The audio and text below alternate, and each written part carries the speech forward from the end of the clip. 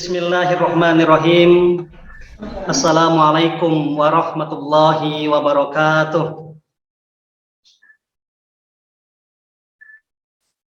Alhamdulillahilladzi bi ni'matihi tutimmus shalihat wassalatu wassalam ala sayyidis sadat wa ala alihi wa ashabi ahlil fadaili wal karamat. Subhanaka la ilma lana illa ma 'allamtana innaka antal alimul hakim. Rabbi shrah li sadri wa yassir li amri wahlul 'uqdatam min lisani yafqahu qawli. Fadilatul Syekh Al-Ustaz Al-Mukarram Kiai Al-Hajj Abdullah bin Nastiar hafizahullah wa shaddadallah wa nafa'allah bi ghaziri ulumihi wa bi husni adabi wa lutfih. Asa yakuna hadal liqa'an thayyiban mubarakan fih maktuban fi safahati hasanatina yaumun la yanfa'u malun wala banun illa man atallaha biqalbin salim. Yang kami hormati Syekhul Al-Fadil Al-Mukarram Al-Ustaz Kiai Haji Abdullah bin Nastiar bersama kru MK Dakwah Digital Darut Tauhid, dan yang kami hormati Bapak Ibu pengurus Yayasan As-Sofa Pekanbaru, dan yang kami hormati Bapak Direktur Pendidikan Yayasan As-Sofa beserta jajarannya, dan yang kami hormati Bapak Ibu Ketua TU, TK, SD, SMP, dan SMA Islam As-Sofa beserta jajarannya, dan yang kami muliakan Bapak Ibu Majelis Guru dan karyawan Yayasan As-Sofa, dan yang kami banggakan ayah bunda, orang tua peserta didik sekolah As-Sofa. Segala puji dan syukur kita panjatkan kehadirat Allah Subhanahu wa taala atas limpahan rahmat dan nikmatnya kepada kita semua. Alhamdulillah, pada pagi hari ini kita bisa hadir di majelis ilmu ini yang insya Allah penuh berkah dan kita mendapatkan ridha Allah Subhanahu wa taala. Salatan wa salaman daimaini mutalazimaini ala habibina wa nabiyina Muhammadin sallallahu alaihi wasallam. Semoga senantiasa tercurah kepada junjungan alam Nabi besar Muhammad sallallahu alaihi wasallam beserta keluarganya, para sahabatnya, dan mereka yang senantiasa mengikuti sunnahnya dengan mengucapkan Allahumma sholli ala Muhammad wa ala ali Muhammad. Assalamualaikum ya Rasulullah. Hadirin hadirat rahimakumullah, sebelum memasuki acara inti, mohon izin kami menyampaikan informasi bahwa setelah usai penyampaian tausiah dari AA nanti, insya Allah akan kita lanjutkan dengan sesi tanya jawab dari pertanyaan-pertanyaan yang sudah masuk ke panitia. Ya, baik Bapak Ibu yang kami muliakan, langsung saja karena AA sudah hadir. Ahlan wa sahlan AA.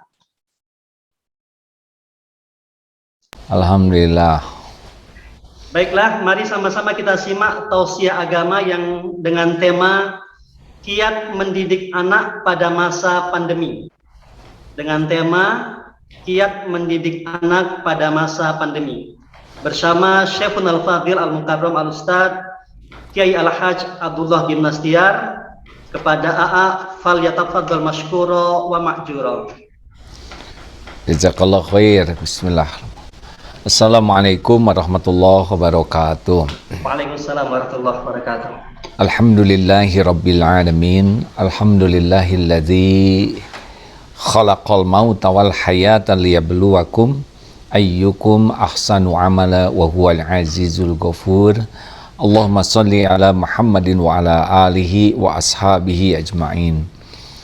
Semoga Allah yang maha menatap, yang maha mendengar, yang maha menyaksikan segala-galanya, yang mengatur pertemuan ini terjadi benar-benar ridho kepada kita semua, sehingga siapapun yang ditakdirkan menyimak dan yang berniat oleh Allah diberikan hikmah yang besar, kita bisa menjadi orang yang memperbaiki diri dan bisa memberikan yang terbaik dari hidup kita lillahi ta'ala. Terima kasih Pak Pimpinan, Pak Zain, menyimak dari tadi, hanya memang sengaja ditutup supaya tidak terganggu beliau. Senang sekali ya dengan pemaparan beliau, dan semoga apa yang dicita-citakan oleh beliau dan timnya terwujud. Jangan seperti Darut Tauhid, harus lebih baik dari Darut Tauhid ya, karena kami tahu banyak kekurangan pada diri kami. Bapak Ibu yang baik, jadi ketika Rasulullah Shallallahu Alaihi Wasallam ditanyakan, ya Rasul, mengapa engkau diutus ke bumi? Jawaban beliau adalah innama bu'itstu liutammima makarimal akhlak.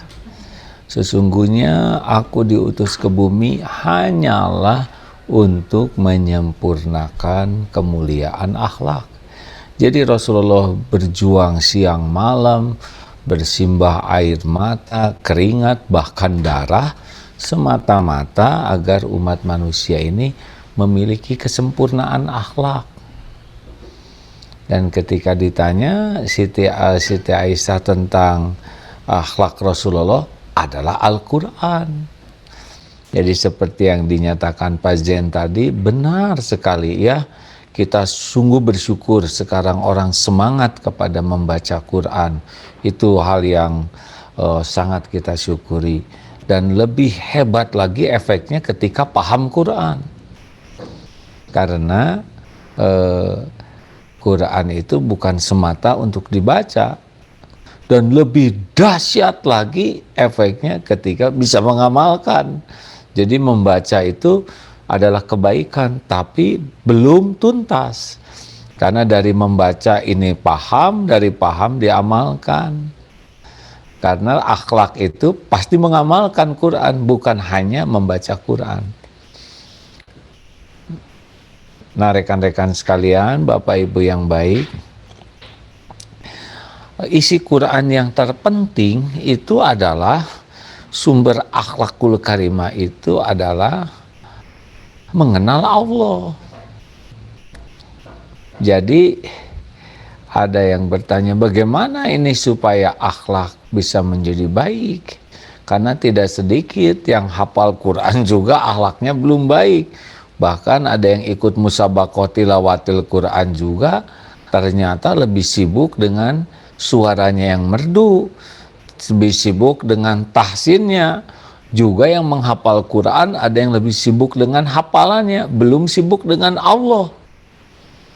Nah, padahal inti terpenting dari akhlak adalah zikrullah. Tidak semua orang itu punya cita-cita ingin dicintai Allah. Padahal Rasulullah itu mengajarkan agama itu agar orang berakhlak, karena orang yang paling dicintai Allah adalah yang berakhlakul karimah. Ketika ditanya ayyul mu'minina afdal, siapa orang beriman yang paling utama? Jawaban Rasulullah adalah ahsanuhum khuluqa, orang yang paling mulia akhlaknya. Jadi goalnya dari Allah menghadirkan Rasulullah Sallallahu Alaihi Wasallam, lalu kalam Allah lewat Rasulullah, Al-Quran adalah akhlakul karimah. Nah, akhlakul karimah ini ya kalau saya pelajari ternyata bermuaranya pada dua hal.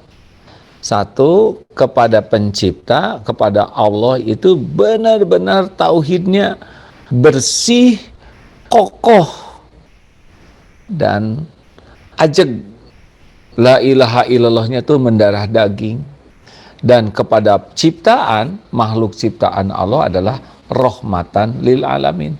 Kepada pencipta bertauhid, kepada ciptaan rahmatan lil alamin. Inilah yang dicontohkan Rasulullah SAW. Jadi kalau ingin tahu kenapa orang akhlaknya baik, padahal misalkan ilmunya belum banyak, karena tauhidnya bagus dan kasih sayangnya. Kenapa umat Islam bertengkar terus? Karena diantaranya adalah kasih sayang yang terbatas. Maka apa yang harus kita lakukan sekarang? Ya, sebagai orang tua dan pendidik, kita harus menyadari bahwa anak-anak kita ini, anak didik, anak kandung, anak asuh, semuanya adalah ciptaan Allah. Anak-anak ini seluruhnya adalah milik Allah, dan anak-anak ini seluruhnya ada dalam kekuasaan Allah setiap saat. Anak menjadi baik, anak menjadi soleh, itu adalah hadiah dari Allah kepada orang tua dan para guru yang berusaha memperbaiki dirinya. Kita tidak bisa membulak-balik hati siapapun. Tidak bisa. Yang bisa membulak-balik hati itu adalah muqallibal qulub, itu Allah Subhanahu wa taala. Jadi seperti Nabi Nuh, tidak bisa itu anaknya dibulak-balik oleh beliau. Ya, kita tahu Nabi Ibrahim, ayahnya di luar kemampuan beliau untuk membulak-balik hati ayahnya. Jadi kalau kita ingin anak soleh, sebetulnya yang paling penting itu bukan anak soleh, tapi kita yang soleh. Sehingga nanti dititipi hadiahnya anak soleh soleha. Halo? Jelas tidak nih? Karena kita lebih sibuk memikirkan anak soleh daripada kita yang soleh. Kita lebih sibuk menginginkan para santri soleh daripada memikirkan bagaimana kita gurunya soleh, ya. Nah, jadi apa yang harus kita lakukan sesudah kita menyadari bahwa anak ini ciptaan Allah, milik Allah, dan dititipkan kepada kita, diamanahkan kepada kita. Jadi di luar genggaman kita itu kita tidak bisa membulak-balik hati anak. Dan Allah Subhanahu wa taala, wa huwa ma'akum aynama kuntum wallahu bima ta'maluna basir. Dan dia Allah bersamamu dimanapun kamu berada dan maha melihat apapun yang kau kerjakan. Jadi Allah memperhatikan kita nih setiap saat. Pantas enggak nih kita ini dijadikan jalan kebaikan bagi orang lain. Maka syarat pertama kalau kita ingin punya anak soleh sesudah keyakinan yang tadi adalah, satu, kita sekuat tenaga harus jadi tauladan bagi anak-anak kita. Apa yang terbaik ingin ada pada anak-anak, usahakan ada pada diri kita. Ingin anak disiplin, kita yang disiplin. Ingin anak ramah, kita harus lebih ramah dari anak. Ingin anak sopan, kita harus lebih sopan. Rasulullah itu adalah orang yang paling sopan, tidak tertandingi oleh siapapun. Jadi anak itu bisa belajar kesopanan. Kalau kita menginginkan anak sopan, kitanya tidak sopan, terus anak belajar sopan dari mana? Jangan sampai begini, sabar, sabar. Innallaha ma'as sabirin. Ini gimana nggak nyambung, ya nggak? Dalil keluar, Allah bersama orang sabar. Anak tuh, oh sabar tuh melotot artinya ya. Sabar itu keras suaranya. Jadi kalau kita ingin apa yang terbaik yang ada pada anak kita, usahakan ada pada diri kita. Kita harus lebih ramah kepada anak daripada anak kepada kita. Kita harus lebih duluan nyapa, duluan sopan, duluan rajin, sehingga anak bisa melihat seperti apa. Walaupun nanti kita akan menerima kenyataan tidak selalu ya. Kita sudah memberikan contoh terbaik, anak langsung nurut. Ada ujiannya. Tiap anak tuh punya punya karakter masing-masing, punya ya begitulah ya. Jadi kita harus siap karena kita memperbaiki diri bukan untuk dikagumi anak, bukan untuk dihormati anak. Kita memperbaiki diri agar Allah yang Maha Melihat suka kepada kita. Itu tujuannya. Kalau kita ingin dihargai anak, ketika anak tidak menghargai, kita kecewa.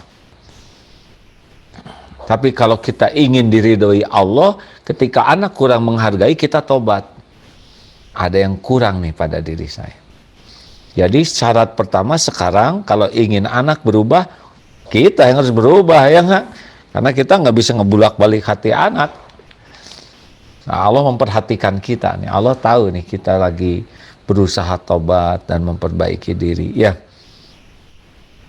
Jadi orang tua tuh kerjanya sehari-hari itu PDLT namanya. Perbaiki diri dan lakukan yang terbaik. Apapun yang terjadi, perbaiki diri, lakukan yang terbaik. Lihat anak menjengkelkan, perbaiki diri, lakukan yang terbaik. Begitulah hadirin sekalian, ini awalnya nih. Rada bingung nih, kayaknya kok pelajarannya begini, jadi kebalik-balik. Katanya pelajaran anak soleh itu mah nanti Allah yang ngasih hadiah ya. Kita mah nggak bisa ngebulak-balik hati, nggak bisa ngerubah pikiran, nggak bisa, Allah yang kuasa. Nah, yang kedua adalah diklatna pendidikan, pelatihan, pembinaan. Dididik supaya paham, dilatih supaya bisa, dan dibina supaya istiqomah. Dengan kasih sayang, ini dia nih. Wah, nggak usah ngajarin kasih sayang ke kami. Itu dia nih. Kita mah merasa kasih sayang. Nih, mau perlihatkan tentang singa ya. Teman-teman di MK Digital, bolehkah bantu melihat tayangan singa? Ya Pak. Ya, maaf ya, kita nonton singa dulu ya. Jarang-jarang lihat singa ditayangkan. Bismillahirrahmanirrahim. Wah. Oh, belum, ini masih saya nih ya. Suaranya oke kok. Oh, oke kok. Oh, bagus ya. Terima kasih. Maaf ya, harusnya sudah keluar nih singa nih. Ada kendala teknis. Kita lihat kenapa singa. Singa itu binatang dan binatang buas dan ukurannya juga besar sekali. Tetapi mengapa singa bersikap seperti ini kepada seorang ibu? Ini di Kolombia nih. Nah, di Kolombia, maaf itu tertutup, kenapa ya? What first looks like a lion about to attack is actually an African lion bonding with its rescuer with a hug and a kiss. It's heartwarming. Footage comes to us from an animal sanctuary in Colombia. It seems the king of the jungle must have a soft side after all. Yeah, because when you first see that right there, you don't know what's going on. She has a big kiss on him. Wow. Right. She actually rescued him 6 years ago. He was found malnourished, so they're together every single day, and He loves the her. love has formed, hasn't it? See, I can't even get my dog to sit in my lap. Coba itu singa memeluk ibu ini padahal sudah lama pisah. Ibu ini punya apa kira-kira? Karena cantik sehingga disayang oleh singa ini. Coba aja cari nanti ya yang cantik di Pekanbaru, terus masukkan ke kandang singa. Kita lihat hasilnya. Maaf ya. Apa karena gelarnya? Apa karena kekayaannya? Apa karena bagus tasnya? Apa karena parfumnya? Enggak, si ibu ini 6 tahun yang lalu pernah nolong singa kecil. Penuh dengan kasih sayang. Dan singa tidak bisa melupakannya. Jadi ada sesuatu yang bisa tembus ke binatang sekalipun, binatang buas sekalipun adalah kasih sayang. Pertanyaannya, pernahkah kita dipeluk anak-anak kita, anak didik kita seperti singa meluk kayak tadi? Enggak kan? Kenapa? Karena anak-anak kita kurang kasih sayang. Wah, kata siapa kurang kasih sayang? Saya sayang. Ya, kita teorinya udah menang. Pengakuannya menang, tapi realisasinya nggak masuk ke hati, karena hati itu sangat mengenal ketulusan dan kasih sayang ini. Jadi seperti sekarang ya, kita nih ngumpul mau belajar agama.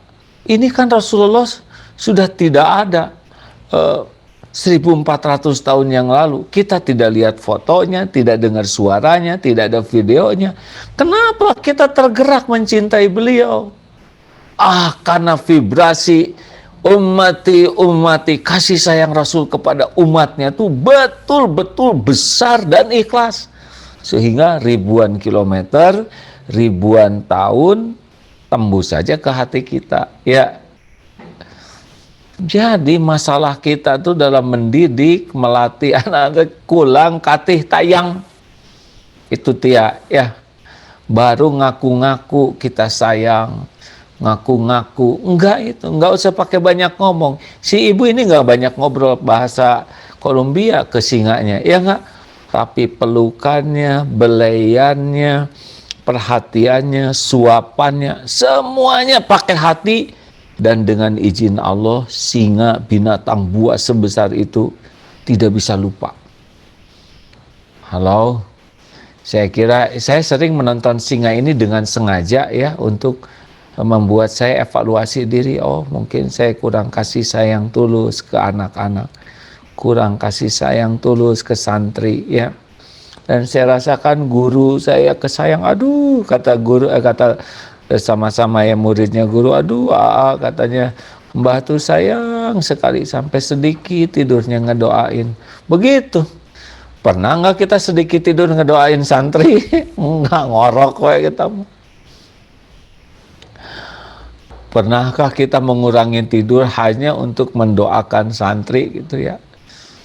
Nah, hadirin sekalian, surat Ali Imran 159, A'udzubillahi minasyaitonirrajim. Fabima rahmati minallah lintalahum walau kunta faddan ghalidul qalbi lan faddu min haulik. Hanya dengan rahmat Allah, Muhammad, engkau bersikap lemah lembut. Sekiranya engkau bersikap kasar dan berhati keras, lan faddu min haulik, niscaya orang akan menjauh dari sekelilingmu.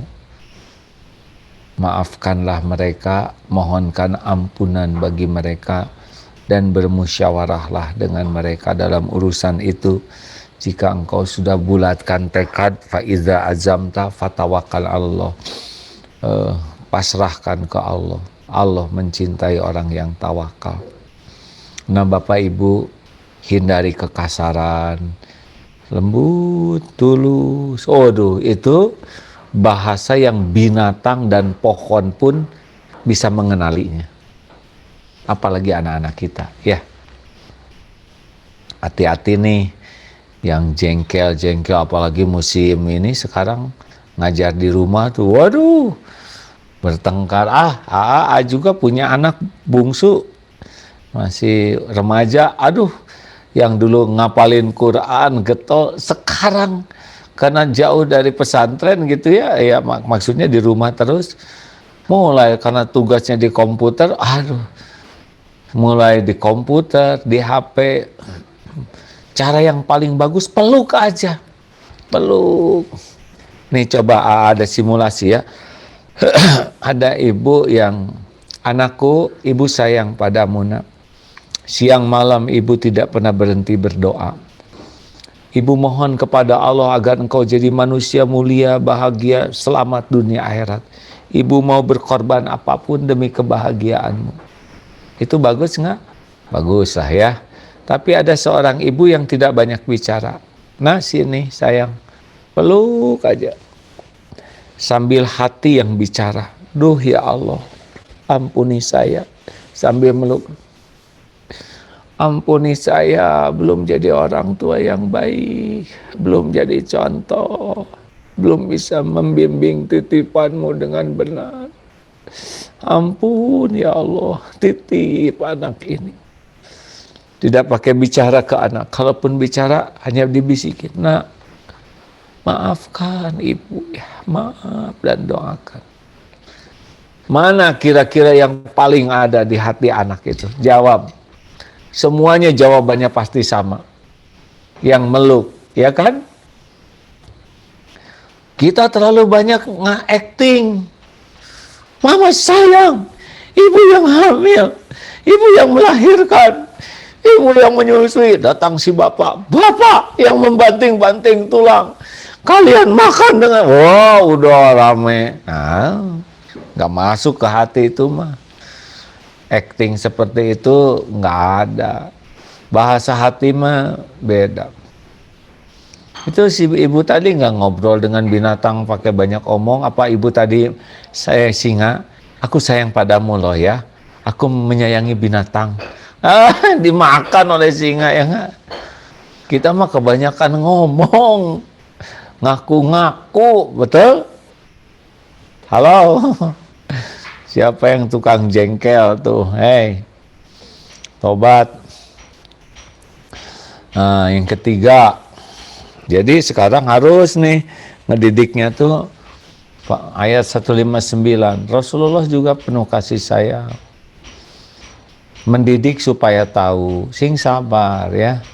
Kemudian melatih supaya bisa. Tahu tuh tidak berarti bisa. Tahu kuda tidak berarti bisa berkuda ya. Untuk bikin paham saja perlu kesabaran. Untuk bisa berkuda perlu sabar. Dan untuk terus mau berkuda itu perlu sabar ya. Aduh, ini sama di pesantren, ngedidik supaya BRTT itu bersih, rapih, tertib, teratur. Itu tidak gampang. Karena santri kan latar belakangnya beda-beda. Ini pernah ada santri sekamar bertengkar. Kenapa? Bertengkar terus. Karena beda standar. Yang satu lahir dari keluarga yang rumahnya tuh rapih, bersih. Yang satu lahir dari keluarga yang rumahnya berantakan. Jadi rapi sedikit aja udah dianggap rapi oleh yang berantakan tuh ya. Oleh yang biasa rapi dianggap berantakan. Ini segini rapinya, kata siapa rapi? Karena memang beda latar belakangnya ya. Nah perlu sabar, perlu kasih sayang deh ya. Ayo mulai dievaluasi yang galak-galak sama anak di rumah tuh. Susah ya. Orang nggak bisa dekat anak dengan orang tua karena dekat itu ada 3 syarat. 1, aman. Jadi kalau anak sudah terlalu banyak ditegur, disuruh, dilarang, anak tidak aman, nggak akan ngomong dengan kita. Yang kedua, suportif. Kita itu harus posisinya tuh mensupport, membantu yang tidak tahu jadi tahu, membantu yang lupa jadi ingat, membantu yang lalai jadi semangat. Jadi posisi kita tuh bukan jadi hakim, tapi membantu terus. Namanya juga anak-anak ya. Dan yang ketiga, kitanya harus terbuka. Membuka akses, ayo ada masukan enggak buat ibu, buat bapak, apa yang harus diperbaiki dari sikap, dari apa, buatlah anak-anak punya akses, walaupun mungkin koreksinya belum tentu benar, tapi mereka merasa eksis, ada nilainya, bukan hanya sebagai objekan, ya, objek disuruh dan dilarang, tapi juga subjek. Nah begitulah. 3. Yang ketiga, sesudah diklatna dengan kasih sayang dan tulus ya. Yang ketiga adalah kita harus memberikan kekuatan doa. Karena sesudah jadi contoh, karena kekuatan doa ini bisa merubah takdir, hadirin. Doa apa yang paling penting supaya anak berubah? Tobat ya ibu bapaknya nih. Enak aja ingin anak soleh, kitanya ngaco ya. Allah melihat kita kan tidak cuma di rumah ya. Allah melihat kelakuan kita di kantor. Allah melihat kita nonton video apa di kamar ya. Allah tahu kelakuan kita tuh nyata. Nasihat mana sehat, kalian harus menjadi anak yang soleh sesuai dengan Undang-Undang Dasar 45. Tapi kitanya error, tobat. Jadi kalau mau doa, yang pertama doa minta ampun. Ampun ya Allah, saya belum jadi orang tua yang benar, belum jadi contoh yang baik, masih lalai ngurus banyak dosa, belum bisa membimbing dengan kasih sayang. Ampun. Tiap lihat anak, tobat, ampun, jangan sampai anak ini jadi durhaka karena dosa saya. Terus minta ampun, lihat anak mengecewakan, ampun ya Allah, ampun. Innallaha yuhibbut tawabin wa yuhibbul mutatahirin. Sesungguhnya Allah sangat mencintai orang yang tobat dan mensucikan diri. Jangan suka banyak nyalahin anak. Anak kalau belum sesuai harapan, mungkin nebus dosa kita waktu remaja dulu ya. Ini kan remaja dulu, Pak Jen dulu pernah remaja kah? Kita tahu kita, langsung kan kita nggak langsung tua ya. Waduh, mungkin zaman remaja kita playboy cap 2 cula ya.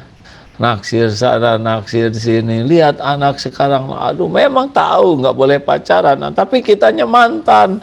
Astagfirullah, kita belum tobat dengan dosa kita yang lalu-lalu, benar?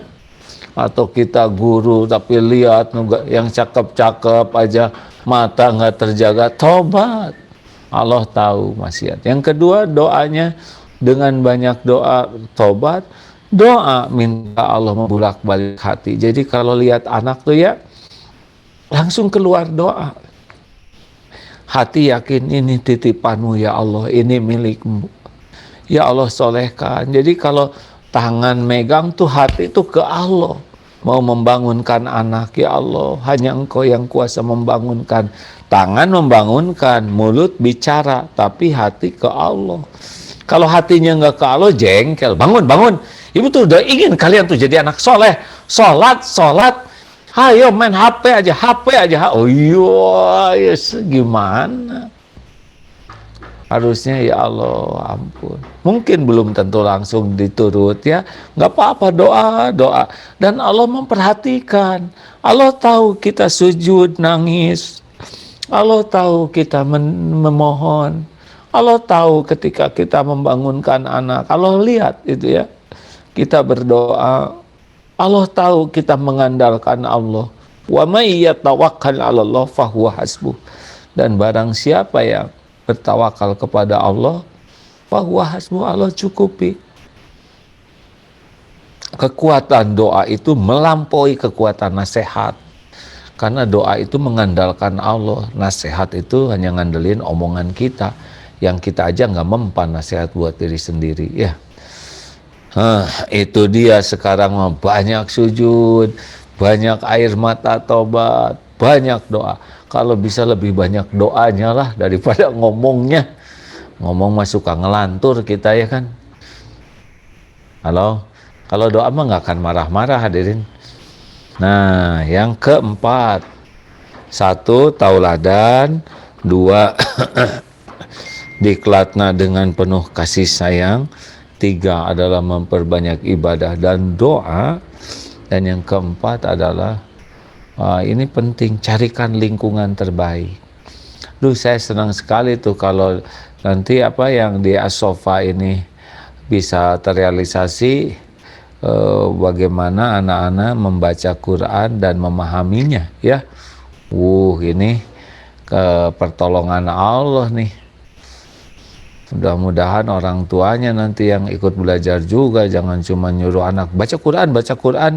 Ibunya aja Iqra jilid 2 dari dulu, dari mulai nikah nggak rubah-rubah. Bapaknya apalagi cuma jilidnya aja ya. Nah, rekan-rekan sekalian, carikan teman-teman yang baik. Karena bergaul dengan penjual minyak wangi ikut harum, bergaul dengan pandai besi bau bakaran. Jadi jangan salah milih teman nih. Kita harus minta ke Allah agar anak-anak kita temannya baik-baik. Kalau enggak, wah, anak-anak kan lebih komitmen ke teman-temannya daripada ke orang tuanya kalau remaja tuh, ya. Karena orang tuanya galak ya, bisanya marah dan nyuruh dan melarang, serta yaitu suka ngungkit-ngungkit kebaikan. Gak boleh. Ibu yang hamil, ibu yang melahirkan, ibu yang menyusui. Mungkin di hati anak, siapa suruh loh bu, kan saya nggak pesen ya nggak boleh diomong-omong kayak gitu. Nah, ada bonusnya yang terakhir ya, ini salah satu ikhtiar kita, jaga ya konsumsinya dari yang haram. Karena kalau makanannya haram, nanti mudah dia berpikir haram, berbuat haram. Wallahu alam. Nah, dah 30 menit tuh. Silakan kita ngobrol-ngobrol, nggak usah nanya. Masih saran, masukan juga sangat dibolehkan. Ya. Baik, syukron jazakallahu khairan katsiran AA atas pencerahan, nasihat dan sebagainya, luar biasa. Sudah sama-sama kita simak tausiah dari AA tentang bagaimana kiat mendidik anak-anak kita, apalagi pada masa pandemi seperti yang kita saat ini alami. Semoga aja pandemi COVID-19 ini segera berakhir, amin, amin ya rabbal alamin, dan kita bisa beraktivitas sebagaimana biasa. Anak-anak kita sudah rindu dengan sekolah, lingkungan sekolah, kangen, ingin jumpa dengan guru-gurunya dan sebagainya secara tatap muka langsung. Baik, berikutnya AA mohon izin menyampaikan beberapa pertanyaan yang sudah masuk. Dan sebenarnya cukup banyak ini pertanyaan-pertanyaan yang masuk ke kami. Tapi kami coba rangkum, semoga pertanyaan yang kami ajukan ini bisa mewakili dari pertanyaan-pertanyaan yang masuk ya dari Bapak Ibu sekalian. Pertanyaan yang pertama datangnya dari Ibu Sri. Bagaimana kiat kita sebagai orang tua agar anak lebih serius dalam belajar selama masa daring? Padahal semuanya sudah disiapkan di atas meja mereka, baik itu buku pelajaran, alat tulis, air minum, bahkan sampai snack juga sudah ready di atas meja. Tetapi anak kita nggak serius dan tidak fokus dalam belajar. Nah ini dari Ibu Sri. Pertanyaannya satu-satu dulu langsung A aja. Oh, satu-satu, satu aja udah pusing gini saya mikirnya ya. Iya, ya. Jadi gini ya. Ya. Jadi seorang itu akan bijaksana ketika kita memahami. Nah, anak itu kan beda-beda. Jadi sudut pandang kita tuh jangan sudut pandang orang tua ya. Kalau orang tua mah saya udah siapkan buku, saya udah siapkan mejanya, makanannya semua udah siap. Tapi kenapa dia nggak mau? Itu kan pikiran kita. Anak-anak teh udah capek sekarang tuh ya. Mau main nggak bisa, ketemu kawan nggak bisa, lihat di HP bosen lama-lama, gurunya begitu ya. Dia sendiri udah tertekan, udah stres dengan usia segitu, wawasan segitu, iman segitu. Dia aja udah capek dengan cari solusinya sendiri. Makanya dia cari hiburan ini itu, tidak selalu benar pendapatnya. Tapi memahami keadaan anak itu lebih membuat kita lebih tenang. Kalau kita tenang ya, di sini tenang, wajah kita tuh enak dilihat. Tutur kata kita enak didengar. Keputusan kita lebih enak diikuti. Tapi kalau udah mangkal di sini, ini nggak enak nih, hati nggak enak, wajah kita tuh nggak enak dilihat. Omongan kita tuh nggak enak didengar. Nadanya, pilihan katanya tuh nggak enak. Dan sikap kita juga cenderungnya nggak enak. Jadi kalau keadaan begitu harus dienakin dulu. Cara enaknya adalah pahami. Ini anak teh udah susah. Udah umurnya masih muda, situasi begini, nggak ketemu kawan, tempat terbatas ya. Dia aja udah capek. Jangan sampai si ibunya tuh, bapaknya tuh nambah tekanan lagi. Halo? Sama nih Bu, saya kan di rumah juga ada anak ya. Aduh, beda apalagi pas remaja. Beda sekarang. Kalau saya mah memperbanyaknya selain tadi doa itu meluk ya. Peluk aja. Capek ya belajar terus, ditemanin atau gimana aja. Kadang nggak usah nasihat. Jangan tiap ketemu teh nasihat. Udah sholat belum? Udah sholat belum? Jangan. Tiap nge-WA, sholat. Nah, itu udah bosan banget buat anak-anak. Apa yang dia suka, apa yang membuat dia senang diobrolkan. Yuk, kita juga, ibu juga, bapak juga ngerti, ini teh tidak mudah. Sok atuh ya, duduk yang enak. Gitu. Kalau kitanya nyaman, itu menular kenyamanan itu. Ya, anak juga beda-beda. Ada yang daya tangkapnya mudah, ada yang susah, ada yang disleksia ya. Takdirnya anak saya disleksia Pak, alhamdulillah.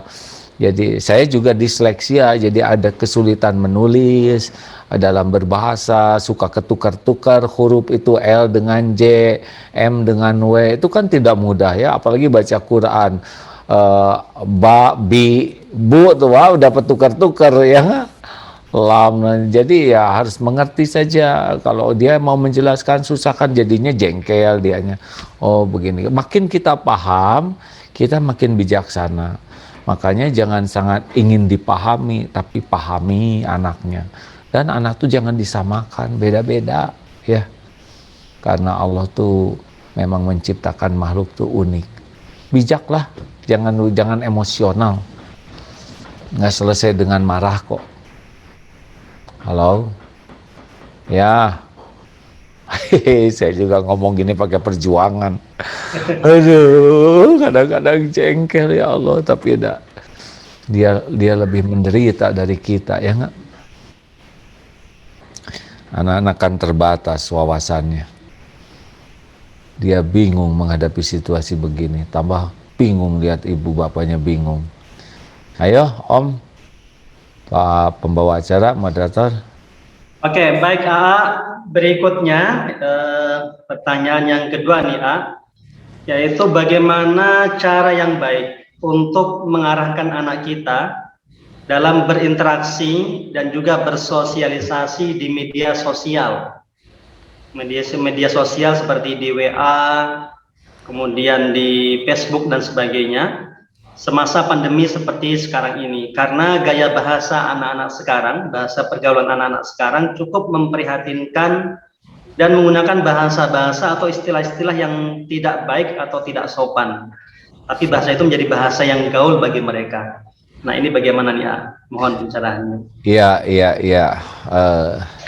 Memang kita harus banyak strategi gitu ya di rumah itu. Kita tuh harus menjadi orang yang tidak dihindari oleh anak-anak tuh. Jangan sampai dulu waktu zaman belum pandemi mungkin gaya kita bisa masuk. Sekarang karena sehari-hari di rumah terus kan udah makin tahu modal kita tuh anak-anak tuh ya. Jadi biasanya wibawa kita itu turun kalau makin kelihatan kekurangan dan kesalahan kita sebagai orang tua. Nah, kita harus banyak strategi, dan strategi terbaik adalah kita itu berusaha ada dekat dengannya, bukan ancaman baginya. Ya, kalau di pesantren disebutnya 3 sa. Saya aman bagimu, saya menyenangkan bagimu, saya bermanfaat bagimu. Melarangnya juga jangan saklek, karena kalau saklek patah hati, dia akan cari akal nanti untuk melakukan apa yang dia sukai. Sebaiknya diberi pemahaman dengan cara yang sangat bisa masuk. Kadang kita, ya saya juga jadi kadang tidur sama anak khusus cerita ngalor ngidul atau mau main sepedahan bareng, apa yang tidak dalam bentuk nasihat ya, tapi membuat dia mau cerita, mau apa. Nah, dari sana kita bisa menggiring. Kalau belum apa-apa, harus begini, jangan begitu, nggak boleh lihat yang porno dan sebagainya. Makin penasaran dia, ya nggak? Lebih baik kita sampai dia mengerti, kita cerita ringan, kejadian bagaimana ada orang yang akhirnya ya ditipu lewat media sosial, bagaimana orang jadi ya rusak, tapi dengan cara yang tidak menekan kalau bisa ya, karena kalau orang-orang remaja itu kan maunya berontak aja ya, maunya melakukan yang tidak pokoknya apa yang disuruh maunya enggak gitulah. Nah, ini kalau kita lawan dengan atau kita bersikapnya keras, kasar, mungkin dia nurut tapi hatinya enggak ya. Singa juga itu nggak dengan dikasarin bisa kayak gitu ya. Halo, kenapa moderatornya senyum-senyum aja? Udah punya anak berapa, Dek? Alhamdulillah baru 2 A. Gede, sebesar apa anaknya? Yang pertama kelas 9 atau kelas 3 SMP AA.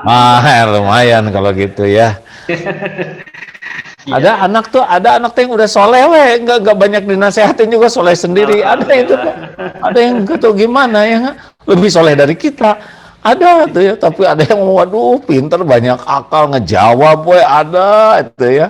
Ya, apalagi dititipin 11 anak itu kan, waduh seru ya. Tapi Allah yang menciptakan mereka dan amanah semuanya ya.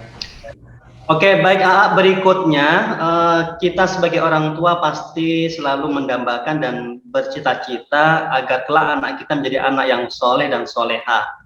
Nah, salah satunya adalah bagaimana kita menanamkan dari usia dini cinta kepada Al-Quran. Anak-anak kita ajarkan membaca Al-Quran, tahfiz dan sebagainya.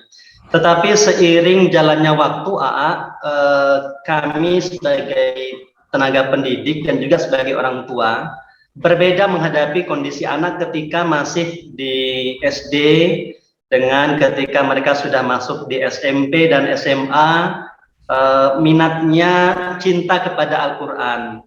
Jadi tidak jarang ketika anak-anak kita di usia SD cukup banyak hafalannya, mungkin sudah hafal 4 juz atau 5 juz. Nah, kita berharap nanti di SMP bisa bertambah.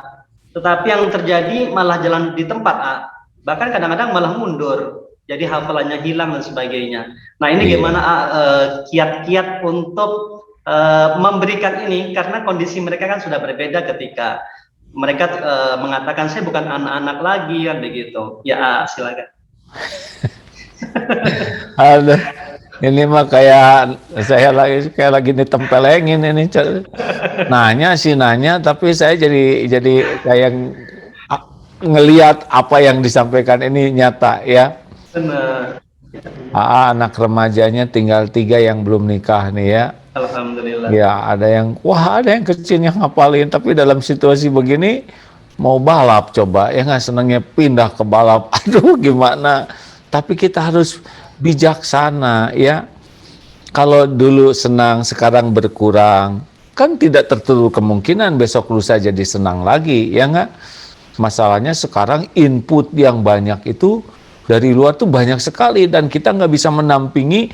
Saya juga nggak tahan mendampingi, harus nungguin anak berhari-hari, berjam-jam gitu ya, karena banyak kewajiban yang lain. Ya, selain yang tadi dikatakan adalah karena anak itu sekarang dalam masa pancaroba ya. Ada itu anak yang udah soleh weh, dia mau nggak tahu gimana, dia milih soleh sendiri, yang kita nggak begitu banyak treatmentnya. Udah baik aja, udah ada itu yang begitu ngapalin sendiri tanpa kita suruh, dan lebih baik hafalannya dari kita. Tapi ada juga yang udah ngapalin terus sekarang mulai berkurang karena punya kesenangan yang lain. Nah, kita menyikapi seperti ini, seperti yang tadi dikatakan, banyak tobat dan usahakan kita tuh hadir ya, tidak menjadi ancaman bagi anak ini. Kita harus mengerti ya bahwa fluktuasi anak itu, gempuran media begitu intens ya, informasi begitu banyak. Aduh, kasihan lah anak-anak kita dibanding zaman saya dulu, Maya. Mau Pak Zen SMA tahun berapa tuh? Kelahiran 60, sebaya kita. Sebaya ya? Iya. Wah, kita udah senior. Dulu kan kita rada susah berbuat maksiatnya ya. Wah, zaman dulu mah ya iyalah, saya minta ampun ke Allah, nggak boleh diceritain ya. Cuma sekarang di HP sekejap itu yang paling tabu sekalipun ada, ya kan? Waduh, itu berat sekali itu buat anak-anak itu ya, ujian berat. Nah, dia itu sebetulnya dalam posisi korban dari situasi. Jangan sampai kita malah tidak nyelamatin dia. Jadi lihat anak tuh harus dalam posisi seperti anak yang mau tenggelam gitu ya, dalam banyaknya air, dan kita nolong. Nah, pasti kan nolong tuh gak usah pakai marah-marah ya kan. Nah, tapi beda kalau kita memandang anak ini sebagai melawan, tidak nurut. Kita harus memandang anak ini, dia lagi ada serbuan informasi, serbuan teknologi yang membuat kita harus nyelamatin ini anak ini.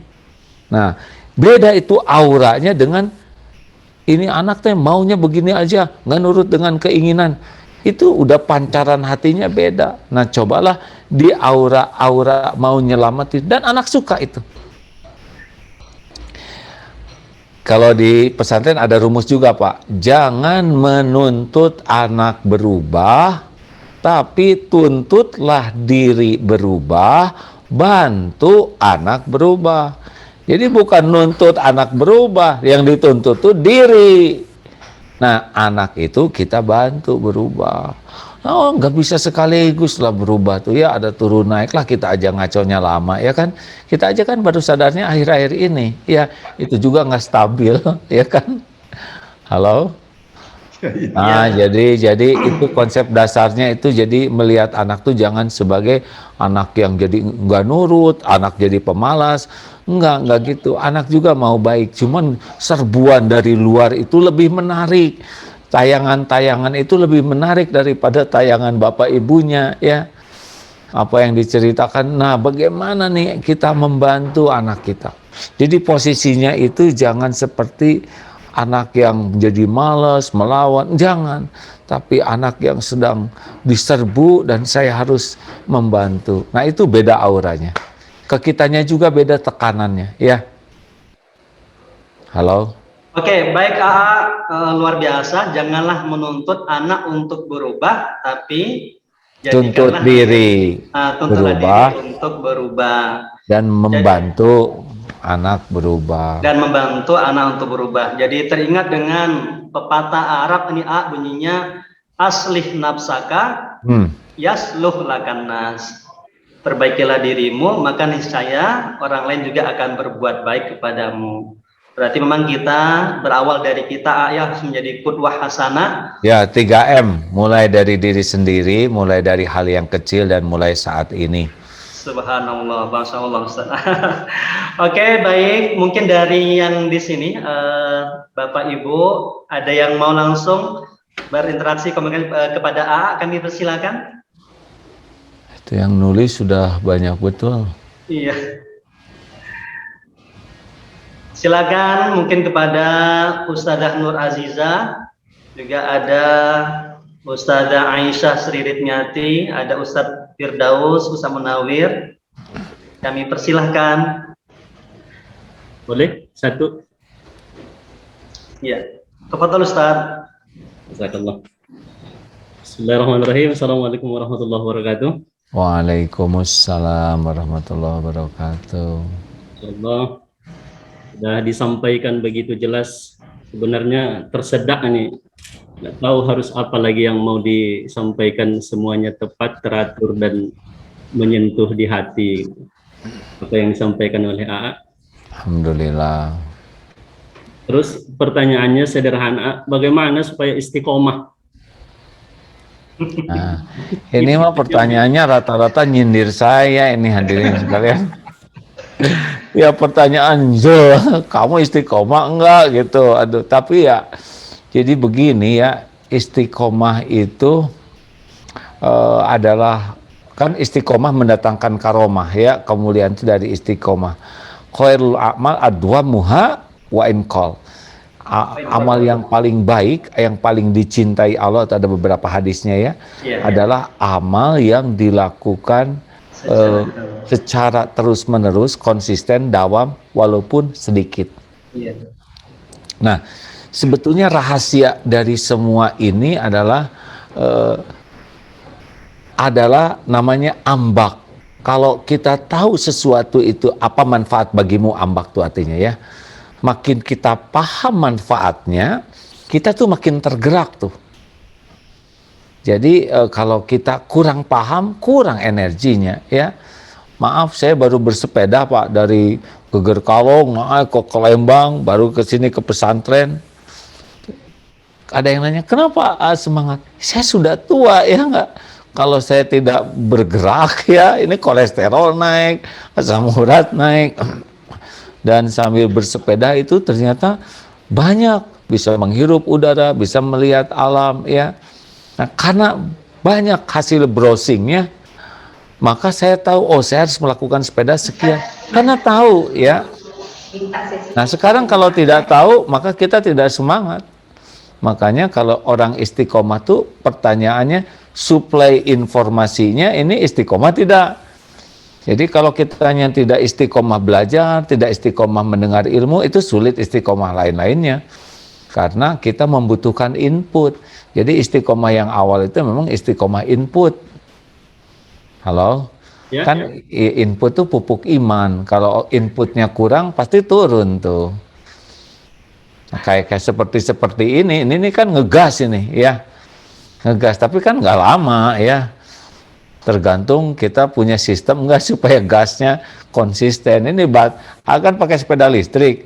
Wah, pertama lama-lama habis juga baterainya ya, harus dicas lagi. Nah, jadi konsistensi ngecas itu merupakan salah satu syarat istiqomahnya dalam amal. Nah, yang kedua, lingkungan.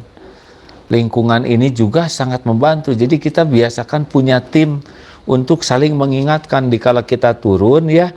kebaca. Kita mungkin nggak terlalu alert terhadap penurunan kita. Tetapi kalau kita punya tim, ya, itu udah bisa.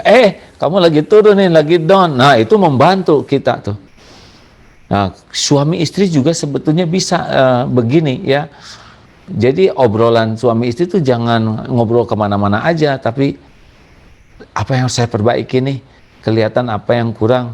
Saya juga suka diingetin, bah, umur 60 loh, umur aki-aki loh, ya nggak pantas ini, nggak pantas centil, jangan. Itu sangat menolong, karena kalau nggak kerasa, ya, asawe muda, padahal kan aki-aki, ya. Halo? Ya, sama nenek-nenek juga, nenek lincah, nggak boleh, ya, nenek, ya. Nah, hadirin sekalian, misal seperti itu buat tim atau bikin kesepakatan, itu membantu, Pak. Seperti mutabaah harian harus lapor, aduh saya lagi jebol nih, tahajud kurang, saum kurang. Tapi dengan adanya grup itu bisa saling mengingatkan. Grup audience itu kan luar biasa itu, ya. Nah, dan yang ketiga adalah tentu doa, ya. Doa ini, ya muqallibal qulub, ini doa tersering dibacakan Nabi ini loh.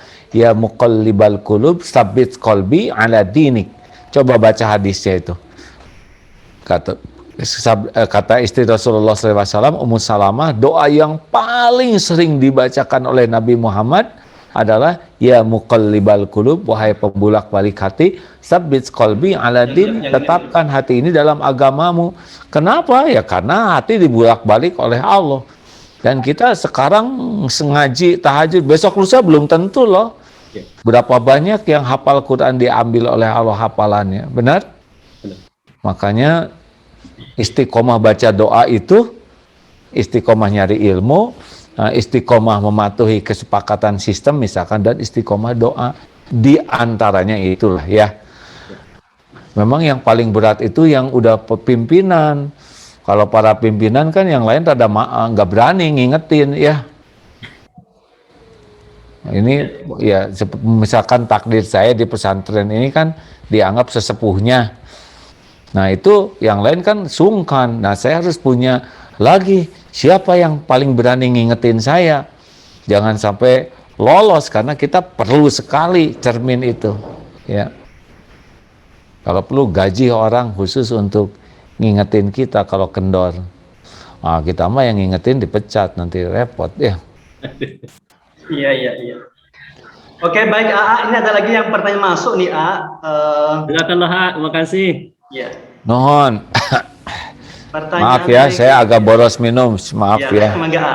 Oh, segede gini, lihat. Masya Allah. Pertanyaan berikutnya, A. Mohon izin, bagaimana meyakinkan anak-anak agar mau masuk sekolah agama jalur SMA?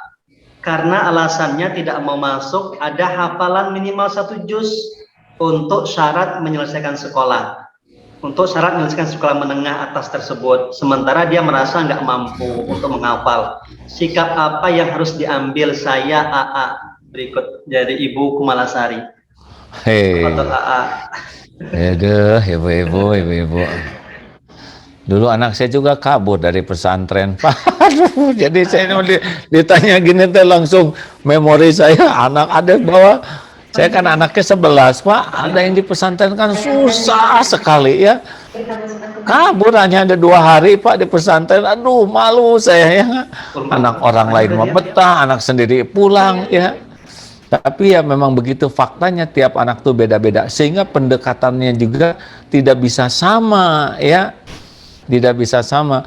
Makanya misalkan cari titik-titik anak hobinya apa. Kalau di sini ada yang anaknya nggak mau, tapi karena di pesantren ada kuda, ya udahlah kamu nanti berkuda aja. Mau dia, ya, ke kuda. Jadi macam-macam titik temunya itu.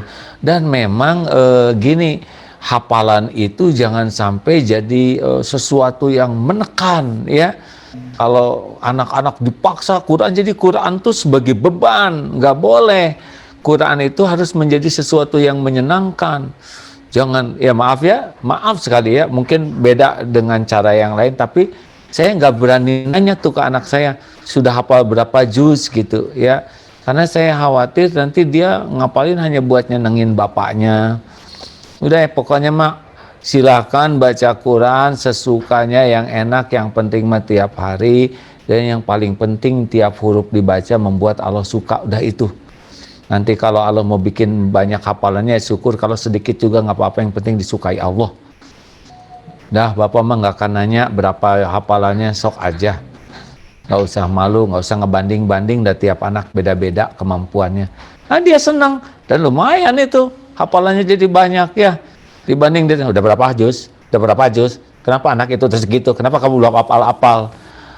Sudah salah punya anak ya. Ya.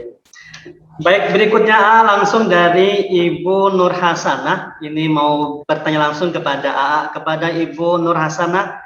Ibu Nur Hasanah Hasan, kami persilakan langsung kepada AA. Terima kasih Pak Moderator. Assalamualaikum warahmatullahi wabarakatuh. Maaf, saya off kamera ya Pak Ustadz. Iya Bu. Gini Pak. Tapi ini kan orang tua di zaman termasuk generasi milenial imigran ya. Maksudnya sempat mendapatkan pengalaman sebelum teknologi maju dan pas teknologi sudah mulai berkembang. Nah, kira-kira Pak, bagaimana pengalaman AA sebagai guru di pesantren, sebagai bapak, dan pengalaman istri sendiri membangun komunikasi dengan anak sehingga adab akhlakul karimahnya itu tetap terbangun walaupun dalam situasi seperti sekarang Pak, yang hampir full time-nya berdunia maya, belajar daring. Kira-kira bagaimana pengalaman Bapak menjalani obrolan atau permainan kesehariannya di rumah sehingga adab-adab atau akhlak yang baik itu dari anak itu tetap kita bisa, istilahnya bisa kita jaga, tidak terlalu mengekang tapi bisa tetap membangun gitu Pak. Saya kira seperti itu. Ini pengalaman aja ya. Kan ada 3 anak remaja, 1 di Bandung, anak perempuan udah mulai kuliah, 1 anak kelas 2 SMP, 1 lagi sudah kuliah. Tinggal 3 ini yang sekarang. Nah, yang paling unik, yang paling bungsu ini karena disleksia. Disleksianya itu sedang, jadi hanya dia sulit untuk menulis, susah ya. Hurufnya beda-beda dan sering ketinggalan. Tertukar-tukar. Nah, karena dulu bingung ya, kenapa anak galak, cepat emosi, tapi sesudah dipelajari, oh disleksia sebegini, terus kita belajar terus bagaimana menyikapi anak yang disleksia, karena tingkat kecerdasannya kan di atas rata-rata, tetapi ya ada juga keterbatasannya. Nah, dulu saya suka galak Bu, tapi membuat anak ini menjauh. Nggak mau telepon, nggak mau ya, aduh saya rugi sekali. Lalu disampaikan ya beda cara menyikapinya karena tiap anak beda. Jadi sekarang saya lebih banyak meluknya Bu ya, peluk pokoknya kalau habis sholat, dan banyak berterima kasih. Misalkan dia mau ke masjid ya, aduh terima kasih, peluk, makasih, nah terima kasih. Nah, dengan ucapan terima kasih yang banyak itu, daripada nyuruh kalau mau ke masjid juga Abah tunggu di masjid ya, udah gitu loh. Karena kalau ke masjid dulu kan, ke masjid harus minimal, udah stres dia ya. Tapi dengan komunikasi yang enak, banyak memeluk terutama ya, banyak minta maaf, ngobrol, tidak harus selalu memberi nasihat. Kita carikan apa gitu, kadang mau cari aktivitas ini cuman sebentar. Tapi nggak boleh menyerah kitanya ya, tidak boleh kehilangan kesabaran, tidak boleh menyerah. Nyapa harus tetap baik walaupun kurang dijawab ya, karena tidak selamanya dia suka ngejawab. Nah begitulah Bu, kalau dengan anak perempuan selalu luangkan waktu untuk ngobrol. Ya misalkan duanya ngobrol aja, ngobrol sana sini yang sesukanya, kita pendengar ya, tidak ada nasihat ya, tidak harus selalu dinasehati. Nanti lama-lama curhat, cerita. Oh gitu. Nah, asal dia merasa, kalau remaja ya, dia merasa ada tempat dia diakui, dia didengar, dia diterima pendapatnya. Nah itu seperti kepegang tuh kepala tuh, ya kepala ular maksudnya, jadi lebih nurut daripada kita saja yang selalu memberikan perintah, larangan, masukan itu, sehingga melihat kita tuh jauh gitu. Saya lebih merasakan perbedaan ketika turun ke bawah. Ya, kitanya tuh orang yang temannya ada waktunya gitulah ya. Tapi tiap anak beda-beda itu ya. Saya mohon maaf kalau ini ya kurang pas dengan yang lain, tapi yang saya rasakan kitanya lah harus nahan, nggak boleh jengkelan lah ya. Tidak boleh dikit-dikit emosi. Aduh, jangan. Kasihan anak-anak udah menderita dengan suasana kayak gini tuh ya. Dia tidak bisa menceritakan penderitaan mereka ya. Tapi dia sudah kayak mau tenggelam gitu dalam lautan informasi ya. Kita harus betul-betul bagian membantu lah gitu. Maaf ya kalau kurang berkenan dengan cerita ini. Oke, baik, terima kasih AA. Udah dong, masa nggak berhenti ini? Iya. Baik. Sebenarnya cukup banyak sekali nih pertanyaan-pertanyaan berikutnya. Itu kajian yang jawab dong, masa saya sendiri yang jawab Iya. Jangan bikin emosi ya. Oke, baik Bapak Ibu sekalian, alhamdulillah sudah cukup panjang lebar yang disampaikan oleh AA, pencerahan, nasihat, kemudian juga berbagi pengalaman untuk kita semuanya. Intinya mari sama-sama kita mulai dari diri kita, dan kita sebagai orang tua, sebagai tenaga pendidik adalah sebagai qudwah hasanah untuk anak-anak kita, untuk menciptakan anak-anak kita, generasi yang islami, tentu menjadi anak yang soleh dan solehah. Mohon maaf kepada Bapak Ibu sekalian yang sudah mengirimkan banyak pertanyaan, tapi belum bisa kita dijawab oleh AA satu persatu. Mudah-mudahan terwakili semuanya, dan mudah-mudahan kita juga masih diperkenankan untuk kembali bisa bersilaturahim kepada AA dalam waktu yang berbeda lagi. Baik, sebelum kembali kami serahkan kepada MC, mohon izin AA dari bagian dokumentasi kami ingin ngambil sesi foto terlebih dahulu. Ya, semuanya untuk bersiap-siap di depan monitor dengan senyum yang paling manis. Ya. Kita pandu A ya.